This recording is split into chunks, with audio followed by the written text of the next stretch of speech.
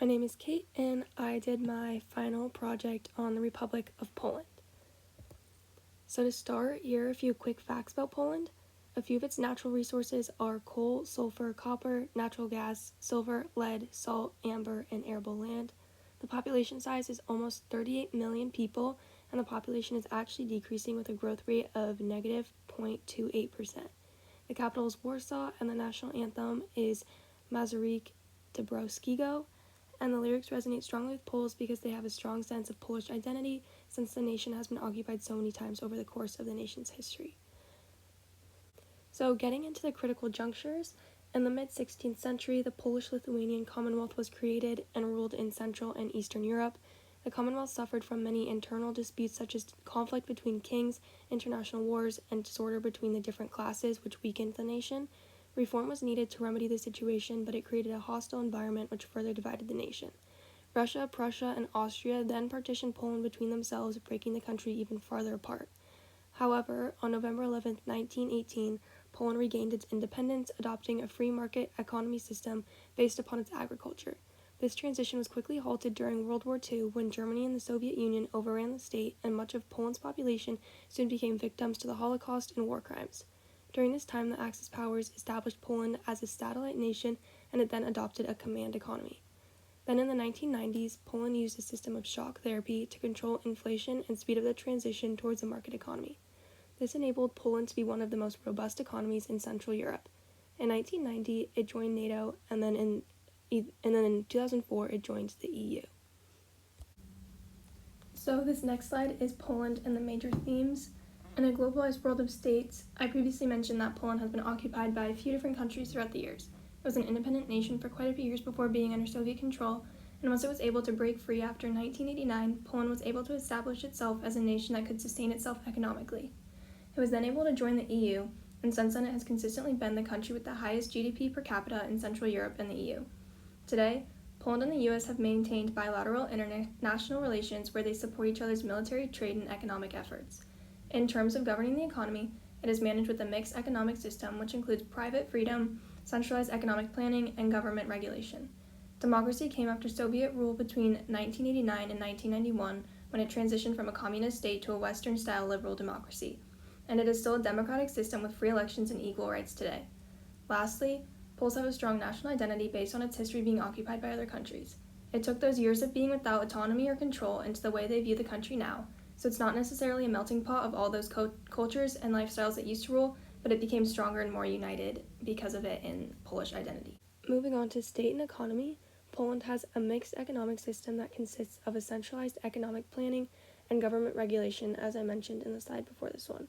Some of Poland's largest industries and sectors are agriculture, machine building, and coal mining, to name a few. But Poland is a huge producer of apples and dairy products, which contributes to its total net exports to other countries and therefore the country's impressive economic growth. With that said, it has a promising export market for the US, and the two countries have remained close partners for trade especially. Poland is open to foreign direct investment, and in 2019 it attracted about $234 billion, mostly from the US and Western Europe. And inside the state, it has a competitive business climate, which is supported by political stability. So they are open to open market policies such as trade freedom, investment freedom, and financial freedom, because they have that stability and control. However, the accumulation of large fiscal deficits could undermine the long-term competitiveness in Poland and increase the country's debt. Next is Polish society and economy. So to start, the income tax in Poland is generally progressive, with it reaching 12%. It has low income inequality and a high GDP growth, with the unemployment rate being only 3.2%. In comparison with the US, its unemployment rate is 3.4%, but we have much more inequality between the poor and wealthy, so it's definitely an interesting fact for me to learn. Poland has generous social programs and pensions for those who have family or financial problems. These benefits could include social work, health and welfare insurance, shelter, food, education, family therapy, and much more. Last, Social Security contributions are paid partly by the employer and partly by the employee, but it covers practically everyone who is employed overall. In general, it is universal and mandatory, and you are able to get pensions for old age, for example. So moving on to Poland and the global economy, I'll go over this section briefly because it's a general overview of the global economy, which I've kind of touched on already in other slides. but Poland has the largest economy in Central Europe and one of the highest growths in the European economy. Its economy has ties to the U.S., and the U.S. looks to be partners with Poland because of its strong economic growth, large domestic market, tariff-free access to the EU, and political stability. These two countries benefit each other greatly, and their relations continue to be bolstered. In fact, the U.S. goods imported from Poland totaled around $8.3 billion in 2020. But Poland does have a growing debt at around 50.5%, but the GDP is assumed to grow and continue to grow about 0.9% in 2023. I also wanted to talk about how COVID and the pandemic affected the Polish economy because they handled it really well, and obviously there was a global recession, but Poland's GDP contracted significantly less than other European countries in the EU.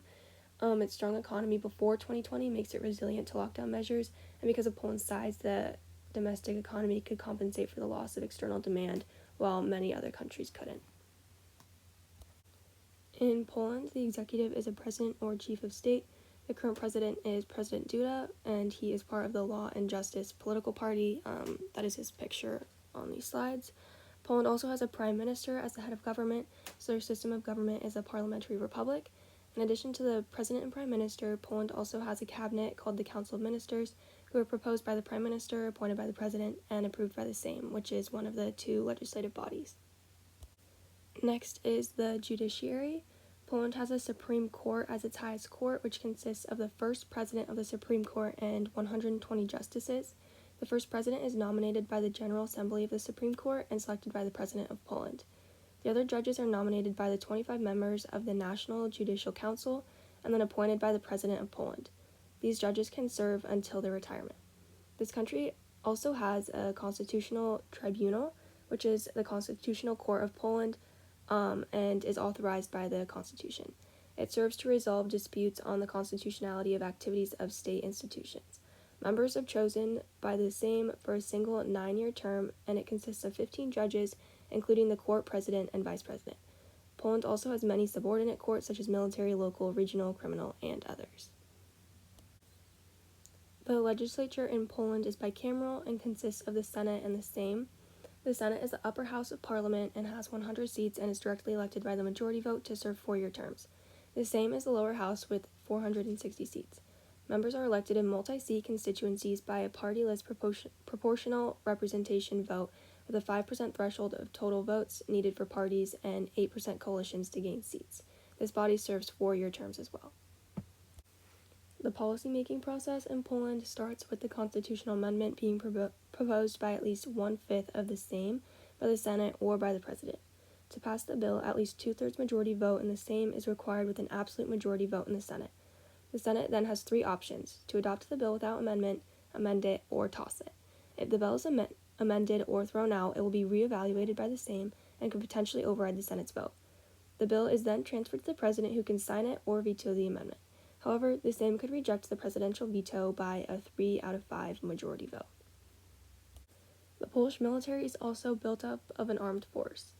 It is organized into different groups, a couple being the General Staff and the Armed Forces General Command. You can be 18 to 28 years old to volunteer for military service, and a quick stat is that in 2019, women made up about 7% of military personnel.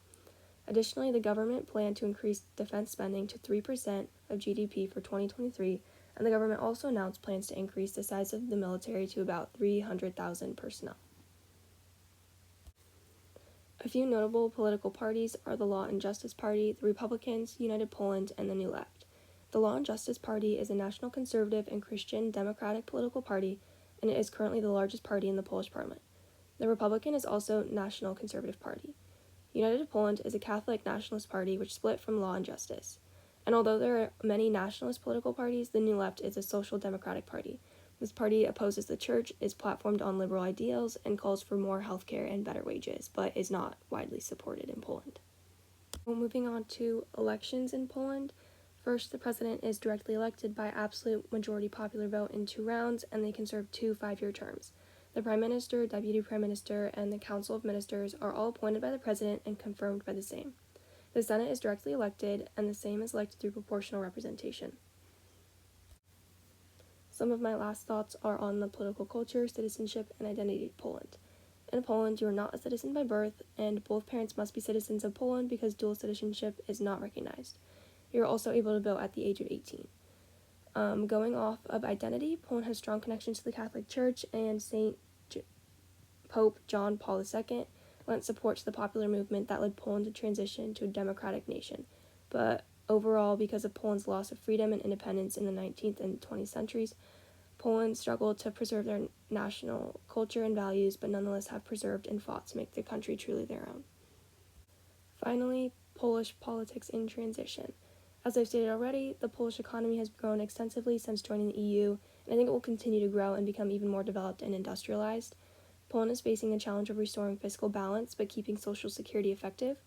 They want to be able to help its people, whether that be through social programs or amendments, without cutting back too much on these programs. Another thing that I thought was interesting was the Poland-Belarus-Ukraine rule, where Poland implemented strict border control to restrict illegal immigration and trade on its borders with Belarus and Ukraine. In the war between Ukraine and Russia, Poland has donated tons of weaponry and resources to Ukraine, so it makes me wonder why they became involved in tight border restrictions. And finally, I mentioned before that Poland does not have much inequality, but tensions between Poland's poor and eastern regions and its much more industrialized western regions are growing. Poverty in Poland is still a prevalent issue that demands the government's attention. So reasons like the impoverished in Poland, for example, are why they need effective social security and compensation for being employed, but the big question is if Poland will deliver and help its people or look out for the well-being of their economy.